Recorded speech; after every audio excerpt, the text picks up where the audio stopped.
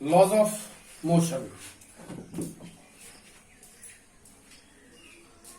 ये आज का टॉपिक है, स्टार्ट करने जा रहे हैं अब हम। थोड़ा ध्यान देंगे जरा।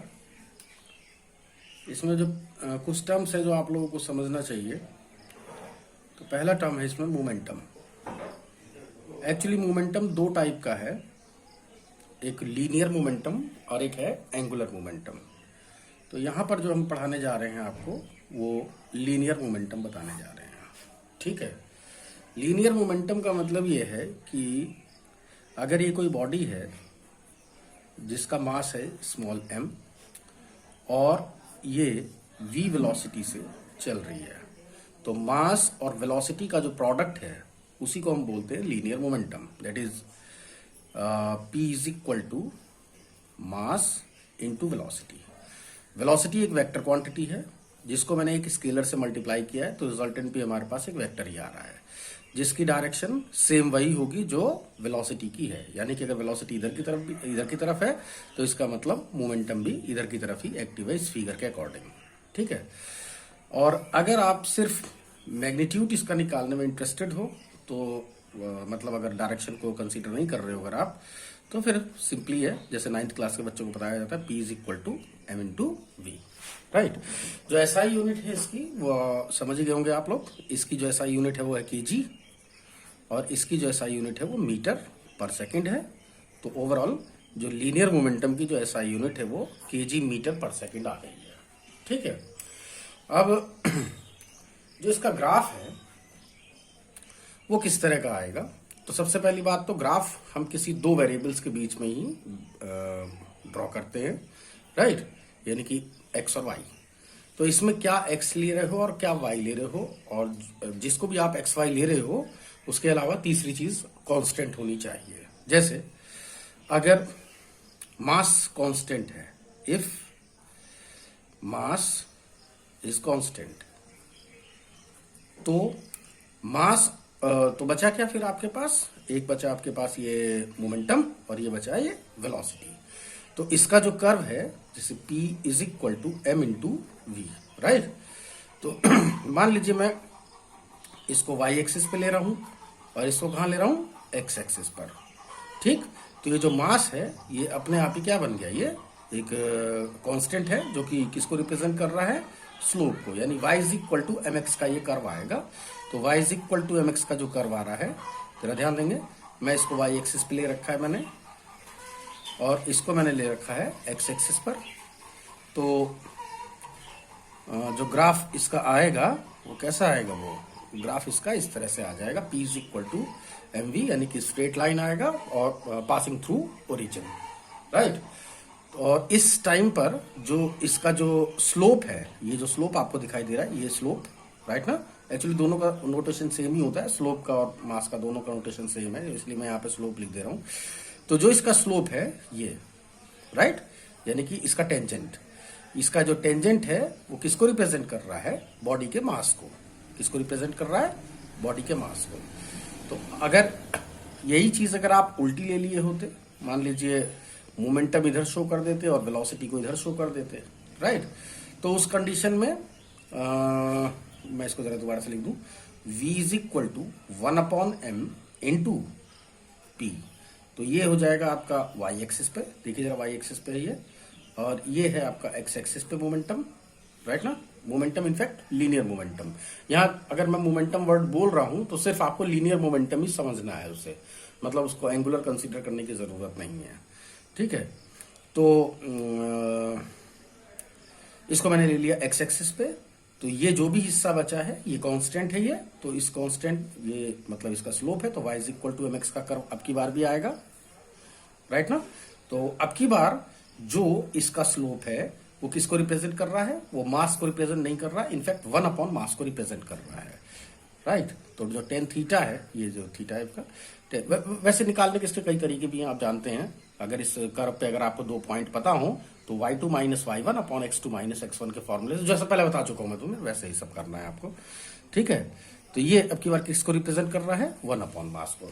तो इस वाली फिगर के अकॉर्डिंग मास स्लोप जितना ज्यादा होगा मास भी उतना ही ज्यादा होगा, जबकि इस केस में स्लोप जितना ज्यादा होगा मास उतना ही कम हो जाएगा, क्योंकि इनवर्स है ये। ठीक है।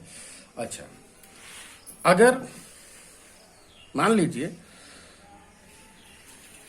मोमेंटम कांस्टेंट होता, अगर मोमेंटम क्या होता,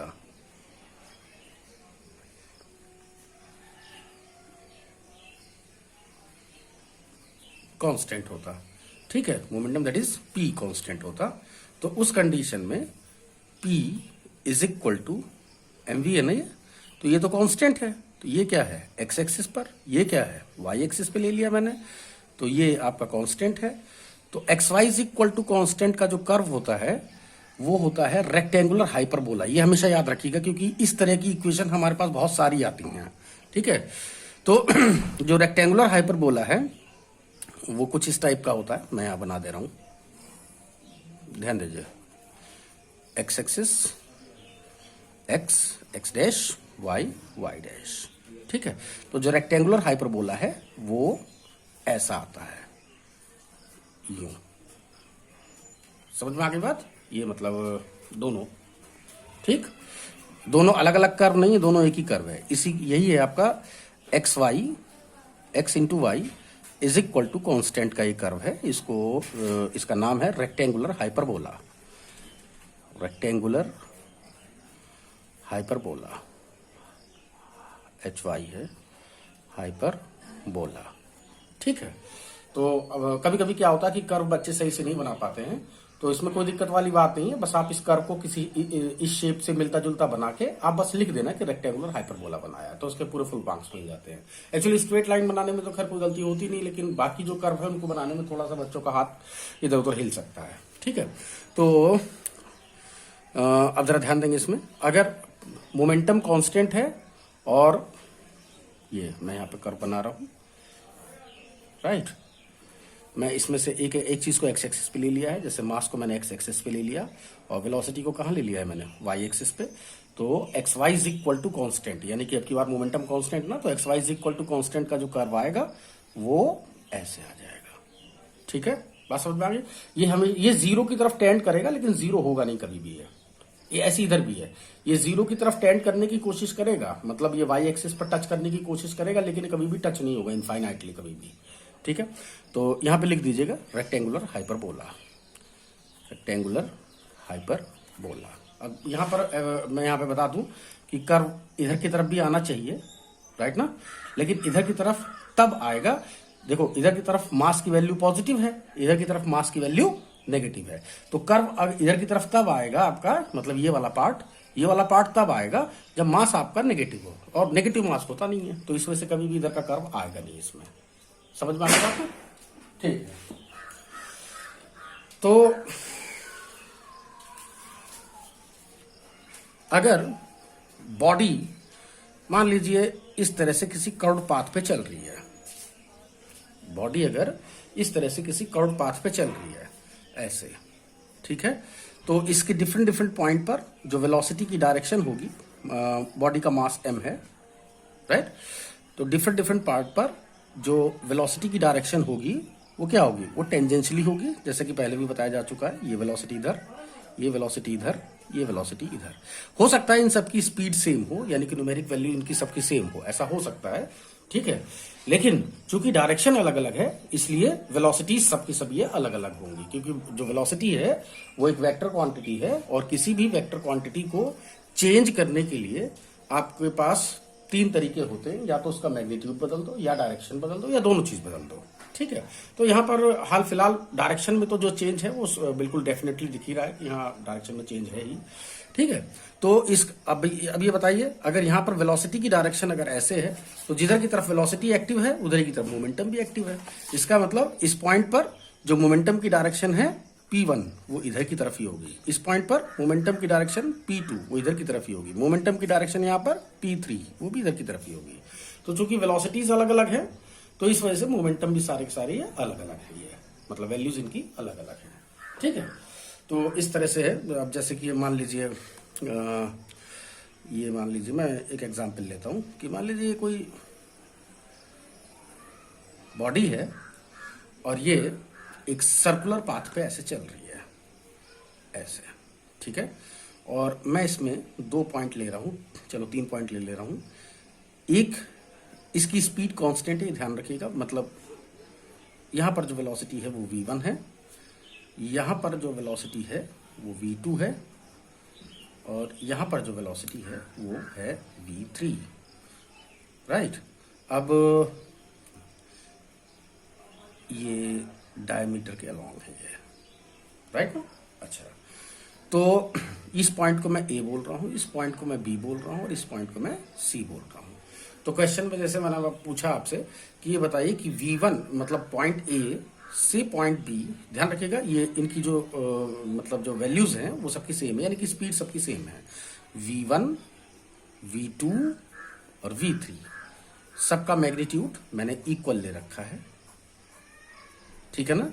लेकिन चूंकि डायरेक्शंस अलग अलग हैं तो इस वजह से मुझे ये जो वेक्टर्स हैं ये अलग अलग लिखना पड़ रहा है। एक को v1, एक को v2, एक को v3 मैंने लिखा है, ठीक।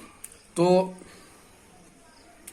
मैं ये कह रहा हूं कि बताइए ए से बी तक पहुंचने में मोमेंटम में कितना चेंज हो रहा है ना। चेंज इन मोमेंटम, मोमेंटम से मेरा मतलब लीनियर मोमेंटम से ही है, मोमेंटम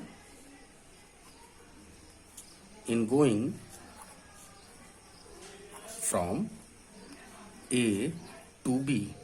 तो ए से बी तक पहुंचने में मोमेंटम में कितना चेंज आ रहा है, तो ध्यान दीजिए यहां पर जो वेलोसिटी, मैं कुछ वैल्यूज लिख देता हूं। मान लीजिए इस पार्टिकल का, जो भी पार्टिकल चल रहा है, मान लीजिए इस पार्टिकल का मास 2 kg है, ठीक है। और जो इसकी स्पीड है, दैट इज v1 और v2 और v3 की जो वैल्यू है, न्यूमेरिकल वैल्यू, वो कितनी है, वो मान लीजिए 5 मीटर पर सेकेंड है, ठीक है। अच्छा, तो ये बताएं कि ए से बी तक पहुंचने में इसके मोमेंटम में कितना चेंज हुआ है ना। तो मोमेंटम में चेंज, यहां पर जो मोमेंटम है वो कितना है, p1 है, और वो इसी डायरेक्शन में ही होगा। यहां पर जो मोमेंटम है वो p2 है, वो भी इसी डायरेक्शन में होगा, जो वेलोसिटी की डायरेक्शन है, ठीक है। और you have to find the p2 minus p1, that is delta p, change in momentum, right. तो बताएं अब p2 माइनस p1 कैसे करोगे। पहली बात तो इन दोनों वेक्टर्स को एक जगह पे आप लिख लो, तभी जो है इसका कुछ बात बन पाएगी। तो मैं यहां पर मैंने लिख दिया, ये वेक्टर है p1, ये है हमारे पास p1 वेक्टर, ऐसे, और एक ही पॉइंट से मैं दोनों को ड्रॉ कर दे रहा हूं क्योंकि parallelogram law of vector addition से मैं इसको सॉल्व करने वाला हूं। और ये हो गया, ये p1 है, ध्यान दीजिए अपवर्ड है, और p2 इधर की तरफ है, ये हो गया p2, ठीक। वैल्यू जो दोनों की बिल्कुल सेम है, इसका मतलब ये दोनों लेंथ आपको बिल्कुल सेम लेनी है, ठीक है। अच्छा, अब बताएं जरा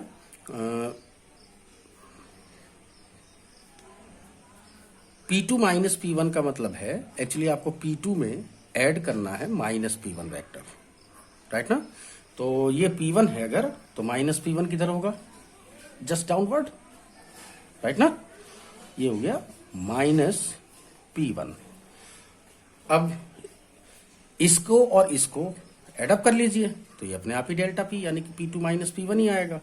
तो parallelogram law of vector addition से अगर आप इस तरह से ऐड कर लें तो ये रिजल्टेंट ये आ रहा है आपका, जो कि है इन दोनों वेक्टर को जोड़ के बता रहा है, that is p2 minus p2 plus minus p1, या इसको शॉर्टकट में आप सीधे सीधे p2 माइनस p1 या डेल्टा p लिख सकते हो। तो यही है डेल्टा p आपका, राइट। तो delta p is equal to किसके होगा, अंडर रूट, मैग्नीट्यूड निकाल रहा हूं इसका, मैं इसकी वैल्यू निकाल रहा हूं, under root this square plus this square, है ना। तो यहां पर मैं जरा p की वैल्यू निकाल लूं, तो p, यहां ध्यान रखिएगा, p1, p2 और p3 तीनों ही मैग्नीट्यूड में बिल्कुल सेम है, राइट ना। तो और जो वैल्यू आएगी वो आएगी मास इंटू वेलोसिटी। तो मास हो गया आपका 2 kg, मास कितना है 2 kg, और वेलोसिटी कितनी है 5 kg, और 5 मीटर पर सेकेंड। तो कितना आया ये 10 kg मीटर पर सेकेंड, ठीक। अच्छा, तो कुल मिला के बात ये है कि जो ये आंसर आ रहा है, ये आ रहा है this square plus twice of this into this cos 90, ये कॉस 90 हो जाएगा, कॉस 90 की वैल्यू 0 होती है, तो कितना आया ये हो गया आपका 10 square plus 10 square only, right. तो ये हो गया 10√2 kg मीटर पर सेकेंड। ये है चेंज इन मोमेंटम का मैग्नीट्यूड, सिर्फ मैग्नीट्यूड बताया। अगर आप डायरेक्शन निकालने में भी इंटरेस्टेड है तो आप इस एंगल को निकाल लीजिए। ये मान लीजिए ये वाला एंगल है, ये वाला एंगल, इसको अल्फा लिख दे रहा हूं मैं। तो 10 alpha is equal to this upon this. इस नेगेटिव में मत जाइएगा, इससे पहले भी हम इसके बारे में चर्चा कर चुके हैं, ठीक है ना। ये वैल्यू दोनों की, अगर ये वैल्यू 10 है, ये भी 10 है, -10 नहीं है ये माइनस केवल डायरेक्शन को रिप्रेजेंट करने के लिए है और कुछ नहीं। अगर इसको अगर आप वेक्टर ए कह रहे हैं तो बस सेम इतने ही मैग्नीट्यूड का जस्ट ऑपोजिट डायरेक्शन में जो वेक्टर है उसे माइनस ए वेक्टर बोलोगे। लेकिन जो दोनों की लेंथ है वो दोनों की लेंथ सेम है, लेंथ का मतलब मैग्नीट्यूड सेम है। तो अगर इसका मैग्नीट्यूड 10 है तो इसका भी 10 ही है, ठीक है। तो उसे माइनस से कोई लेना नहीं है। तो कितना हो गया ये, this upon this, that is 10/10, यानी कि ये हो गया 1। तो अल्फा इज इक्वल टू आ गया 45 डिग्री आ जाएगा, ठीक है ना। चलिए, इसी तरह से आप ये भी कर सकते हो कि ए से सी तक पहुंचने में कितना मोमेंटम में चेंज आ रहा है, एक्सेट्रा एक्सेट्रा। इस तरह से कई सारी चीजें इसमें की जा सकती हैं, ठीक है। अच्छा।